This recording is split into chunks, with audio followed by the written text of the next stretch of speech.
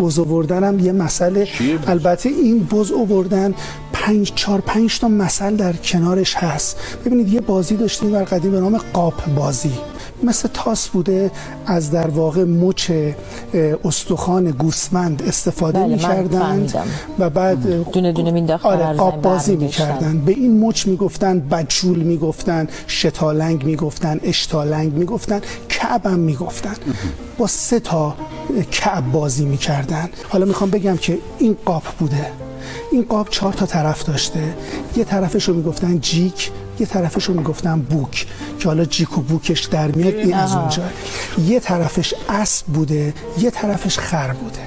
وقتی که 3 تاش خر میافتاده میگفتن خرشانس. ببینی اصطلاح خرشانس از اونجا اومده، اون بازی قاپ اومده. بله ببین 3 تا وقتی که خر می اومده یعنی 3 برابر اون چیزی که شرط می‌بستن طرف می‌برده.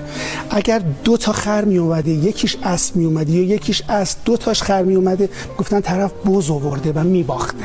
یعنی به اون شکل میگفتن بز، که حتی سپلشت هم بهش میگفتن. میگه سپلشت آید و زن زاید و مهمان عزیزی برسد، یعنی دیگه وقتی مصیبت ها پشت سر هم بیاد. اینم از این بوده، اینم همون 3 بزه. حالا این طرف و اون طرفش هم جیک و بوک بوده. حالا این جیک و بوک هم باید یه جوری قرار میگرفته که طرف ببره. حالا الان میگن که فلانی جیک و بوکشون یکیه یا جیک و بوکشون درست در میاد بیرون، یعنی با هم دیگه تبانی میکنن، تشریک مساعی میکنن در یه کاری. و یکی دیگه مثلا 3 تا قاب میذاشتن وسط، یه قاب دیگه بیرون، اون استادشون دستشون بوده با سرب پرش میکرده، باید با اون میزده به این 3 تا.